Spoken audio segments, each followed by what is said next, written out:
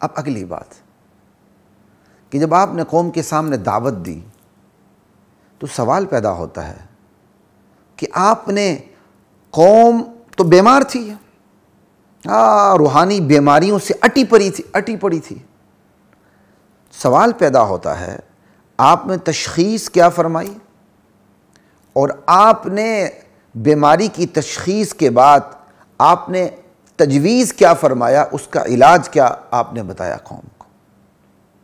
یہ دیکھیں دور جاہلیت کا جو معاشرہ ہے وہ تو روحانی بیماریوں سے اٹا پڑا تھا. زناکاری، بدکاری، پھر اس زناکاری اور بدکاری کا فخریہ طور پر اب میڈیا کے اوپر لانا. اس وقت کا میڈیا شعر و شاعری تھی، شعر و شاعری میں باقاعدہ سب کچھ ذکر کر دینا، سود خوری، حرام خوری، اور طاقتور کا کمزور کو دبا دینا، مردوں کا عورتوں کو دبا دینا، کعبہ کا طواف بھی ننگے کرنا، بہت سی بیماریوں کے مجموع لاتعداد نکاح کرنا. لیکن نبی کریم صلی اللہ علیہ وسلم نے آ کے ان میں سے کسی ایک بیماری پر بھی ہاتھ نہیں لگایا.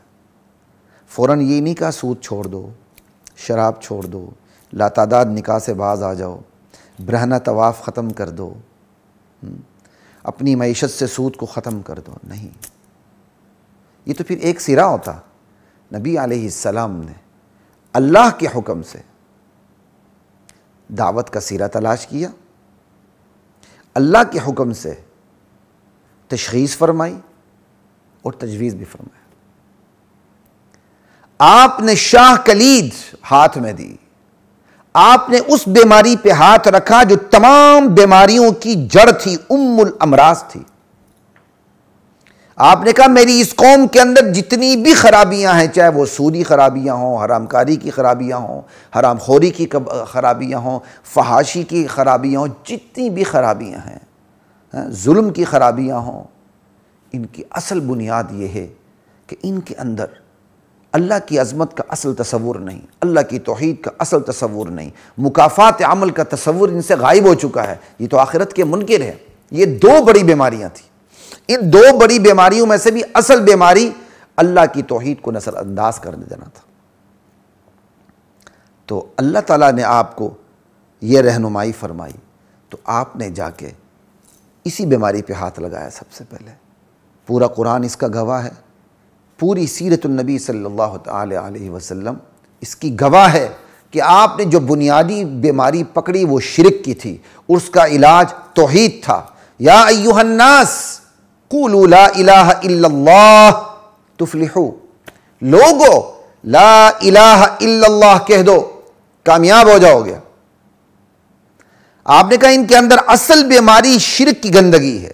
اگر یہ شرک کی گندگی ان سے ختم ہو جائے تو باقی ساری بیماریاں ختم ہوتی چلی جائیں گی. اگر ان کے اندر سے عقیدے کی خرابی دور نہیں ہوئی، بدعقیدگی دور نہیں ہوئی، تو چاہے ان کے اندر سے سود ختم ہو جائے، زنا ختم ہو جائے، بدکاریاں ختم ہو جائیں، ظلم ختم ہو جائے، لیکن اگر سب سے بڑا ظلم شرک ختم نہیں ہوتا تو اس کا مطلب کچھ بھی ختم نہیں ہوا. یہ ہے وہ نقطہ جس کو آج ہم نظر انداز کر رہے ہیں. سیرت کا اصل مزاج، سیرت کا اصل تعارف، سیرت کی اصل پہچان یہی ہے عقیدہ توحید، لا الہ الا اللہ.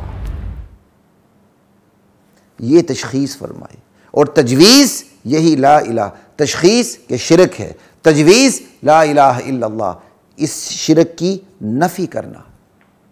اور اسلام میں انکار پہلے ہے، سنیے، اقرار بعد میں. مثبت مثبت مثبت چھوڑ دیجیے اس مثبت کو مثبت معاملے میں. ہم نے مثبت کی اتنی رٹ لگا دی کہ مثبت منفی معنوں میں چلا گیا. اسلام میں انکار پہلے ہے اور اقرار بعد میں ہے. لا الہ پہلے ہے، الا اللہ بعد میں ہے. جب تک لا الہ کی تلوار نہیں چلتی، الا اللہ کی فصل نہیں اگتی وہاں. نبی علیہ السلام نے یہی طریقہ اختیار فرمایا. لا الہ کی تلوار سے، لا الہ کے ذریعے آپ نے پوری زمین صاف کی گندی جڑی بوٹیوں سے، اور جب وہ اچھی طرح صاف ہو گئی پھر الا اللہ کا بیج بویا. پھر الا اللہ کے ذریعے آپ نے لا الہ الا اللہ کے ذریعے صحابہ کی فصل تیار کی. کزرع اخرج شطأہ فآزرہ فاستغلظ فاستوى على سوقه يعجب الزراع ليغيظ بهم الكفار. آپ نے ایسی فصل تیار کی جو کسان کو آپ کو بڑی بھلی لگتی ہے، کیونکہ کاشتکار تو اصل نبی علیہ السلام تھے. جو آپ نے فصل صحابہ کی فصل تیار کی تھی اور آپ کو تو بڑی بھلی لگتی تھی، لیکن منافقین کو، کافرین کو بری لگتی تھی. لیغیظ بہم الکفار. اسی آیت کو سامنے رکھتے ہوئے امام مالک رحمۃ اللہ علیہ نے کہا ہے صحابہ کو برا بلا کہنے والا کافر. لا الہ الا اللہ. خیر، یہاں میں نے آپ کے سامنے اتنی بات رکھنی تھی کہ اصل کیا کہتے ہیں پیغام جو ہے سیرت کا، اور سیرت کا اصل تعارف جو ہے وہ عقیدہ توحید ہے. عقیدہ توحید کے ساتھ عقیدہ آخرت ہے، مکافات عمل کا تصور ہے. لوگو جو کرو گے وہ بھرو گے، جیسا کرو گے ویسا بھرو گے.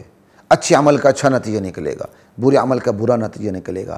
آپ نے احساس ذمہ داری کو بیدار کیا اور آپ نے نیری توحید بیان نہیں کی. آپ، اور یہ قرآن کا اسلوب بھی ہے، آپ نے توحید کے دائیں بائیں جنت اور جہنم کو رکھ کے توحید کو بیان کیا. آج ہمارا ایک یہ المیہ بھی ہے.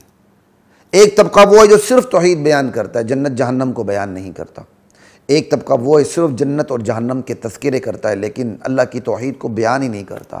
اور ایک طبقہ وہ ہے نہ جنت بیان کرتا ہے نہ جہنم بیان کرتا ہے، نہ اللہ کی توحید کی اسے توفیق ملتی ہے. وہ جس مزاج کا وہ نعرہ لگاتا ہے. اگر معاشی مزاج رکھتا ہے تو معیشت معیشت معیشت، جب تک معیشت ٹھیک نہیں ہوتی مسلمان ٹھیک نہیں ہو سکتے. کوئی سیاسی مزاج کا ہے تو سیاست سیاست سیاست، جب تک اقتدار میں اسلامی سیاست نہیں آتی کچھ بھی ٹھیک نہیں ہو سکتا. اور نبوی مزاج کیا ہے؟ جب تک عقیدہ ٹھیک نہیں ہوتا معیشت بھی ٹھیک نہیں ہوتی، سیاست بھی ٹھیک نہیں ہوتی. یہی وجہ ہے تمام انبیاء کو توحید کا عقیدہ ملا لیکن تمام انبیاء کو ریاست نہیں ملی.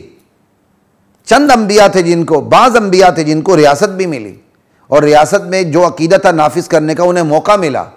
اگر ریاست اہم ہوتی تو ہر نبی کو ریاست ملتی کہ وہ اس پہ نافذ کرتا. چونکہ عقیدہ توحید اہم تھا، ہر نبی کو عقیدہ توحید ملا اور توحید کی دعوت ملی. اس کے ساتھ بہت سے انبیاء کو ریاست بھی ملی، بہت سے انبیاء کو ریاست نہیں ملی. تو اصل بات یہ ہے کہ یہ ہے اصل چیز. انکار پہلے ہے، اقرار بعد میں ہے. اور سیرت کا اصل تعارف عقیدہ توحید ہے، اور وہ عقیدہ توحید جس کے دائیں جنت ہے جس کے بائیں جہنم ہے، درمیان میں توحید ہے. کیونکہ جنت اور جہنم کا استحضار، اللہ کی نعمتوں کا استحضار اور اللہ کے عذاب کا استحضار توحید کی دعوت کو قبول کرنے کی استعداد پیدا کرتا ہے. اور آج ہم اپنے طریقے سے اس استعداد سے لوگوں کو محروم کر رہے ہیں. توحید بیان کرتے ہیں تو صرف توحید بیان کرتے ہیں، نہ جہنم کا ڈراوا سامنے رکھتے ہیں نہ جنت کی نعمتیں سامنے رکھتے ہیں. حالانکہ جنت جہنم کو سامنے رکھا جائے توحید کو قبول کرنا آسان ہو جاتا ہے. تو یہ تیسرا چوتھا نقطہ میں نے آپ کو بتایا. پہلا نقطہ جو میں نے آپ کو بتایا تھا وہ یہ ہے کہ آپ نے رائج الوقت طریقہ کار اختیار کیا. دوسرا طریقہ یہ ہے کہ آپ نے دعوت سے پہلے اپنے کردار کو سامنے رکھا. اور تیسرا یہ ہے کہ جب آپ نے دعوت رکھی تو بنیادی دعوت کون سی رکھی جس سے تمام بیماریاں ختم ہوتی چلی گئیں اور تالے اور قفل کھلتے چلے گئے؟ وہ یہ تھا کہ آپ نے بیماری پکڑی، تشخیص کہ یہ شرک کی بیماری ان کے اندر ہے، یہ کینسر ہے. اور پھر آپ نے تجویز کیا فرمایا کہ توحید کے ذریعے شرک کو ختم کر دیا جائے. پھر یہی نتیجہ نکلا کہ جب اللہ کی عظمت، اللہ کی ہیبت، اللہ کی محبت صحابہ کے دلوں میں رچ بس گئی، مکافات عمل کا عقیدہ رچ بس کیا، احساس ذمہ داری وجود کے ایک ایک یعنی پور پور کے اندر اور جسم کے ذرے ذرے کے اندر، روح کے اندر سرایت کر گیا، ذمہ داری کا احساس، مکافات عمل کا عقیدہ. تو پھر اللہ کے نبی نے جو کہا وہ کرتے چلے گئے. جہاں نرم ہونے کی ضرورت تھی نرم ہو گئے، جہاں گرم ہونے کی ضرورت تھی گرم ہو گئے. جب کہا شراب حرام ہے تو مدینے کی گلیاں نہروں کا نقشہ پیش کرنے لگی. نبی علیہ السلام کو کنونس نہیں کرنا پڑا، کنونس نہیں کرنا پڑا کیونکہ بنیاد تیار ہو چکی تھی. آج المیہ یہ ہے ہمارے معاشرے کا، ہمارے مسلمان معاشرے کو کنونس کرنا پڑتا ہے. اس کے سامنے قرآن کی آیت رکھی جائے، اللہ کے نبی کا فرمان رکھا جائے، اس کی کھوپڑی میں بات نہیں بیٹھتی. وہ کہتا نا نا نا نا، پہلے میری کھوپڑی کو سمجھاؤ، مجھے لاجک سے سمجھاؤ، لاجک سے. یہ ایک الگ سلگتا موضوع ہے. اس کی کیا وجہ ہے؟ اس کے ذمہ دار ہم علماء ہیں. ٹھیک ہے، ہم نے وہ بیس ہی بنیاد ہی نہیں بٹھائی. بنیاد اللہ کی توحید ہے جو عقیدہ آخرت دائیں بائیں رکھ کے دینی ہے. وہ بندہ اس طرح کنونس ہو جاتا ہے کہ اس کے دل میں سوالات ہی نہیں اٹھتے کہ جوابات دینے کی ضرورت پیش آئے. یہی نبوی طریقہ کار. عقیدہ توحید پر محنت کی، سیاست بھی ٹھیک ہو گئی، معیشت بھی ٹھیک ہو گئی، معاشرہ بھی ٹھیک ہو گیا. فرد، معاشرہ، ریاست، سیاست، قیادت، زندگی کے تمام شعبے سیدھے ہوتے چلے گئے. لا الہ الا اللہ. تو یہ ایک نقطہ تھا تشخیص اور تجویز، کہ آپ نے شرک کی تشخیص کی اور توحید کی تجویز فرمائی.